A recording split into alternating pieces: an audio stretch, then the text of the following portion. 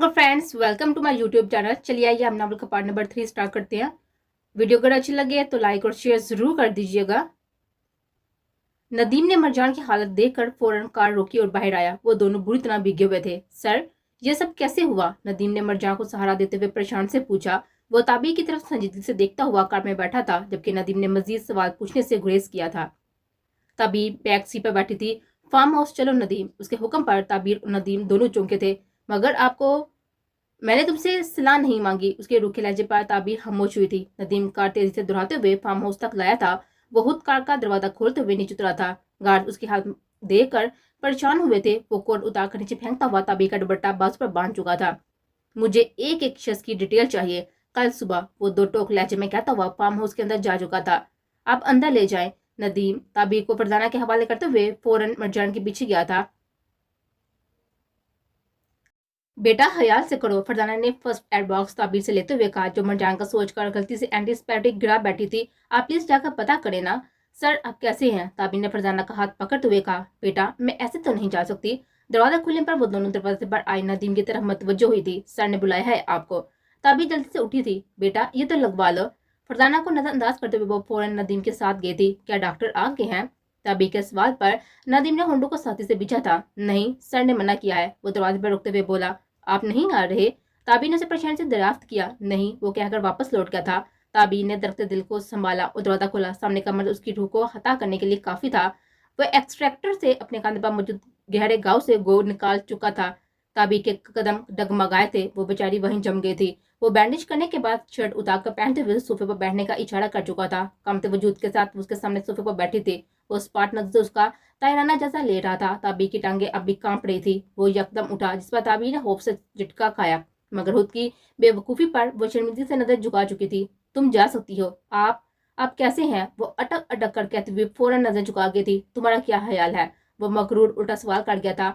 आप अगर डॉक्टर को बुला लेते तो बेहतर होता। वो घबराते हुए बोली थी। अच्छा, और अब मैं तुमसे ऑर्डर लूंगा? उसके करीब आकर रुका था। नहीं, सॉरी। वो होंठ पीछते हुए घबरा गई थी। कल तुम मेरे साथ मेरे घर चल रही हो और वहाँ तुम फरजाना की बेटी बनकर रहोगी। वो पेन की पॉकेट में हाथ डालते हुए संजीदगी से बोला, जिस पर तभी को 440 वॉल्ट का झटका लगा था। अगर तुमने थोड़ी सी भी होशियारी दिखाई और किसी से इसके बारे में कुछ कहा, तुम्हारी ये बड़ी बड़ी आंखें निकाल कर उनसे वो खेलूंगा।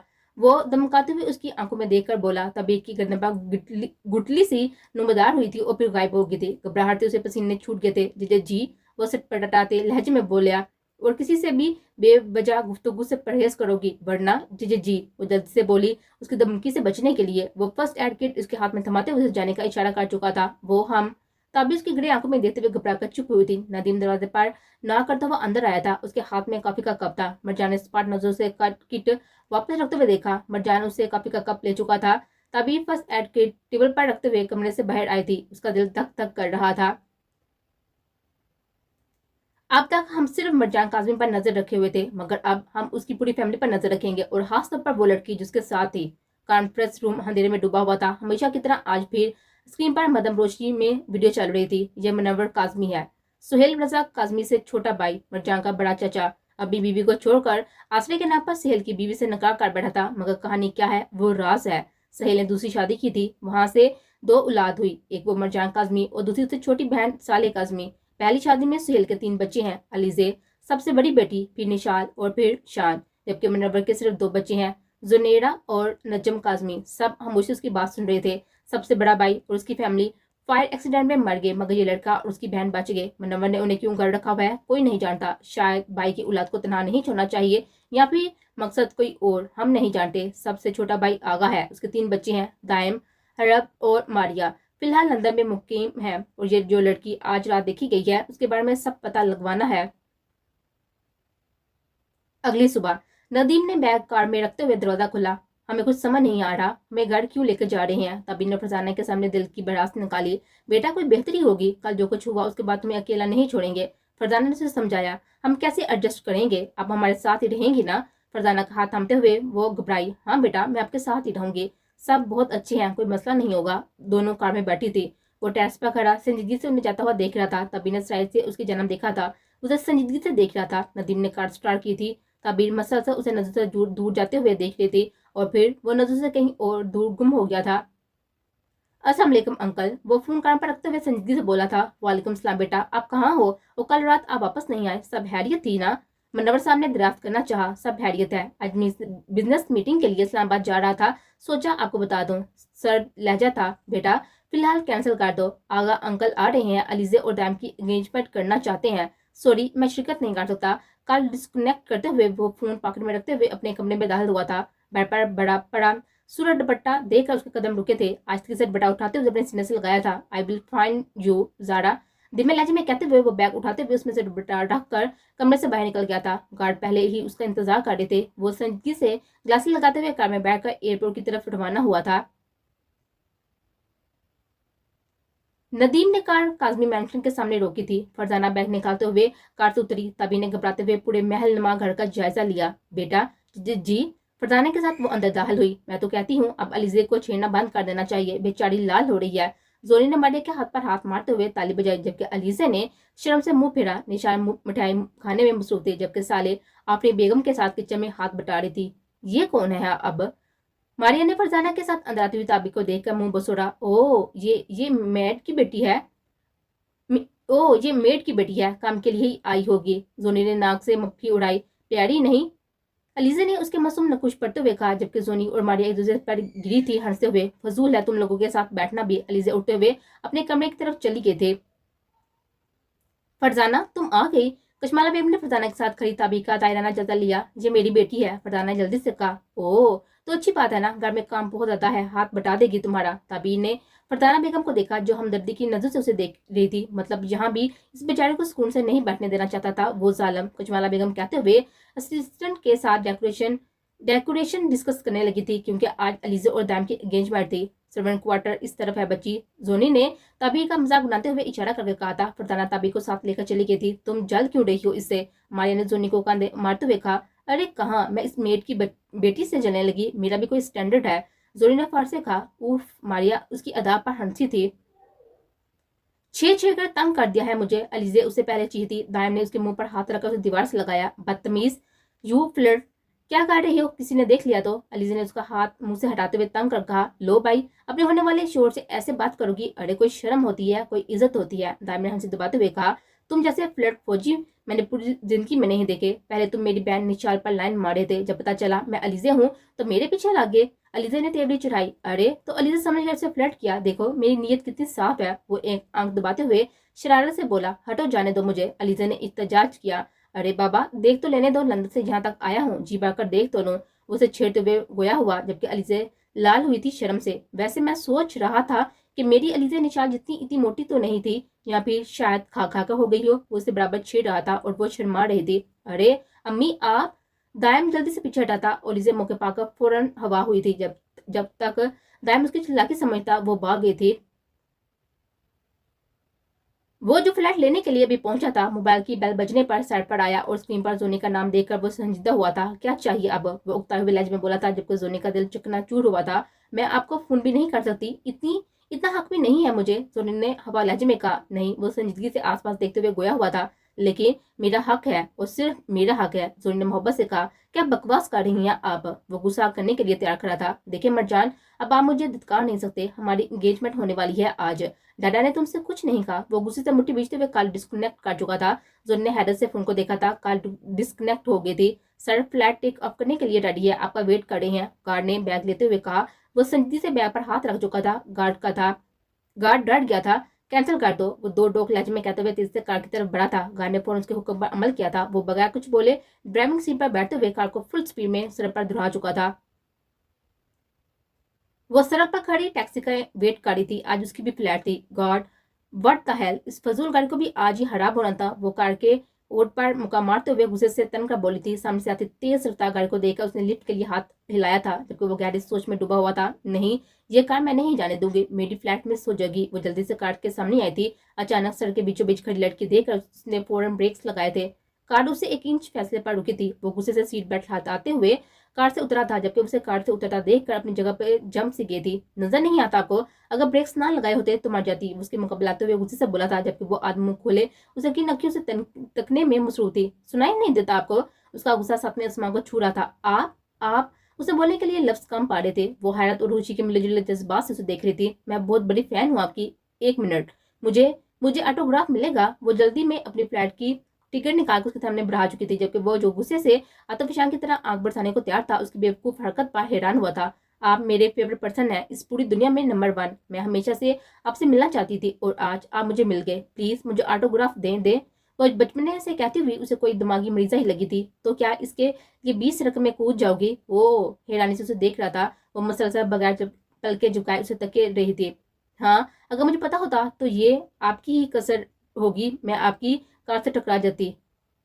वो खुशी से चहक पड़ी थी, जबकि वो ठंडी हवा बढ़ते हुए गुस्सा जब्त कर गया था। और प्लीज एक और रिक्वेस्ट है, मुझे एयरपोर्ट ड्रॉप कर दें, मेरी फ्लाइट छूट जाएगी। वह हैरान था। वो गुस्से से उसे सुनना चुका था और वो बेवकूफ इतनी मोहब्बत से पेश आ रही थी। By the way, I am Tabassum, you can call me Zara. उसकी तरफ हाथ बढ़ाते हुए वो मुस्कुराई, जबकि उसका नाम सुनकर उसके दिल की धड़कन बढ़ी थी। उसके हाथ की तरफ देखते हुए उसकी नजर उसके ब्रेसलेट पर पड़ी थी, जिस पर MZ लिखा हुआ, MZ के लेटर्स थे। वो लंबी सांस खारिज करते हुए कार के हुड से आ लगा था। उसका दिल नहीं मान रहा था कि वो उसे मिल गई थी। हमारा पांडा क्या कर रहा है? नजम की आवाज पर नशाल ने मुंह गोलगप्पा बनाया था। देखो, लड़ाई लड़ाई माफ करते हैं और मुझे आपसे बहुत डर लगता है। अगर दोबारा कभी जानबूझकर मुझ पर गिर गई, मेरा तो खुदा ही हाफिज हो जाएगा। इसलिए सुलह कर लेते हैं। नजम ने उसे बराबर ताना मारा था। वो जो अपने और इसे के लिए गजरे बना रही थी, मुंह फैलाते हुए बारीक तार उसके हाथ में चुबो बैठी थी। वो चीखते हुए हाथ पीछे खींच चुका था। अपने हाथ में रहो, वरना तुम्हारी एक एक पसली तोड़ दूंगी। और खबरदार जो मुझे पांडा कहा तो। वो तेवरी चढ़ाकर बोली, अच्छा दोस्ती नहीं हो सकती? वो उंगली मुंह में डालते हुए दर्द से सहकर बोला था। नहीं, कभी भी नहीं। निशान ने जुबान निकालते हुए मुंह चुराया था। अब भी नहीं। वो लार्ज साइड पिज्जा उसके सामने रखते हुए बोला, जिस पर निशान के पेड़ में चूहों ने अल्लाह जंग किया था। हाँ, अब वो सो सकती हूँ। वो पिज्जा उठाते हुए मुस्कुराकर बोली। नजर ने उसकी तरफ हाथ बढ़ाया, जिसे वो मुस्कुराते हुए अपने हाथ में लेकर जोर से दबा गई थी। ये लड़की मेरा कीमा कर देगी एक दिन, दिल में कहता हुआ सुर होते हुए हाथ को पॉकेट में डालता हुआ वो वहां से हवा हुआ था। कहाँ थी आप? धीरे से कहते हुए वो उसे मोहब्बत की नजर देख रहा था। पहचान लिया? वो मुस्कुराई थी। उसकी मोहब्बत बड़े लहजे पर। 14 साल हो गए, जानती हो मैं याद भी हूँ। वो संजीदगी से बोला था। बिल्कुल, साथ खेला करते थे, एक साथ रहते थे हमेशा, रिमेम्बर? उसकी मुस्कान उड़ गहरी हुई थी। वो संजीदगी से चलते हुए उसके रूबरू आया था। क्या हुआ? अब भी कोई शक है? कुछ भी पूछ सकती हो मरजान, मैं तुम्हारी ज़ारा ही हूँ। वो सीने पर हाथ बांधते हुए मुस्कुराई। वो आंखें सुकून से बंद करते हुए सीने से लगा चुका था। सिली बॉय। वो हंसती हुई उसे गले लगा चुकी थी। मैं जानता था अब मिल जाएंगे मुझे एक दिन। अब एयरपोर्ट छोड़ दोगे? वो तंजिया पीछे हुई थी। नेवर। वो लब बीचते हुए धीमे से बोला था। मेरी फ्लैट है।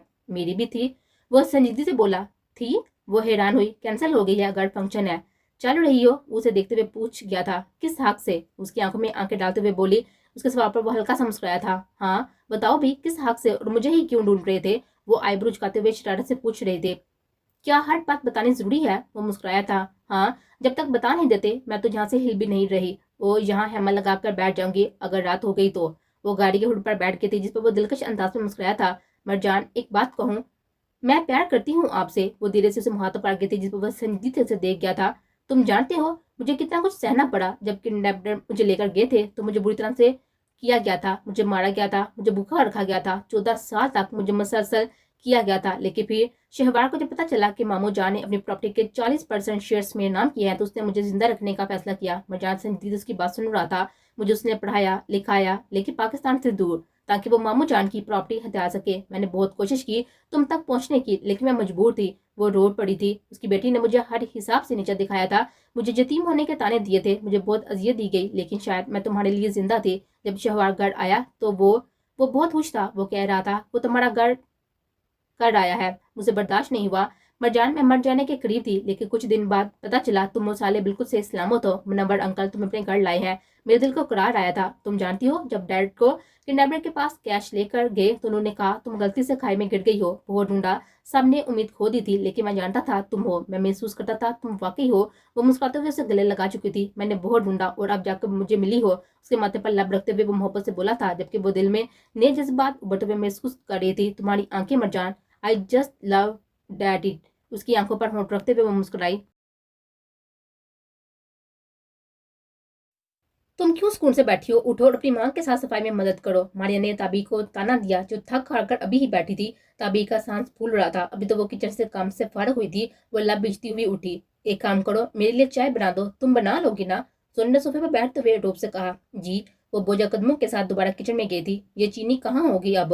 वो ऊपर की शेल्फ देखते हुए बोली, उफ, यहाँ तक तो हाथ ही नहीं जाएगा, क्या करूं? एड़ियां उठाते हुए बामुश्किल उसकी उंगलियां शेल्फ तक लगी थी। उसे अपने पीछे किसी का एहसास हुआ। वो घबराते हुए पीछे मुड़ी थी। ओह, रिलैक्स डॉल, मैं सिर्फ डब्बा उठाने में मदद करना चाहता था। शाह ने शेल्फ से डब्बा निकालकर ताबी की तरफ बढ़ाया। ताबी ने घबराते हुए उसे देखा, जिसे सर से पैर तक घूर रहा था। जल्दी से डब्बा लेकर उससे पीछे हटी थी। वो उंगली से पेशानी मसलता हुआ उसे घूरते हुए किचन से बाहर निकल गया था। वो चाय बनाकर वो जोनी को दे चुकी थी। फजूल, और कितनी गर्म है ये। एक घूंट भरते हुए वो गर्म चाय का कप उसके पैर पर गिरा चुकी थी। तुम्हें कोई काम आता भी है या फजूल की रोटियां तोड़ने आई हो? इसमें थोड़ी सी भी चीनी नहीं है, जोनी ने ड्रामा करते हुए उसे खड़ी खड़ी सुनाई। वो सर झुकाए हुए खामोशी से सुन रही थी। माफ करना बेटा, मैं इसे समझा दूंगी। फरजाना ने आकर उसे बचाया। वो रोते हुए सर्वेंट क्वार्टर की तरफ दौड़ी थी। अब इतनी बड़ी बात भी नहीं थी। जोनी ने लापरवाही से कंधे उचकाए। फरजाना ने नीचे गिरी चाय और टूटे कप के टुकड़े समेटे थे।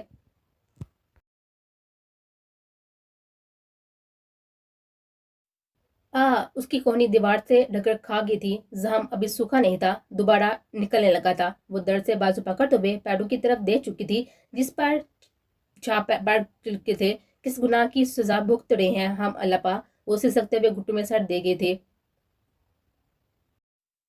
गार्ड ने उसकी व्हाइट मर्सिडीज देकर फौरन गेट खुला था। कार पार्क करते हुए वो गार्ड के गेट खोलने पर शांत नीचे उतरा था। सोनी खिड़की से उस मगरूर हसीन शहजादी को देखते हुए वो मुस्कुराई। वो मुस्कुराते हुए फ्रंट सीट से हाथ देते हुए कार से बाहर लाया था। वो मुस्कुराते हुए उसका हाथ थाम चुकी थी। सोनी पहले तो हैरान हुई थी, फिर गुस्से से कमरे से निकलते हुए लॉन्च तक आई थी।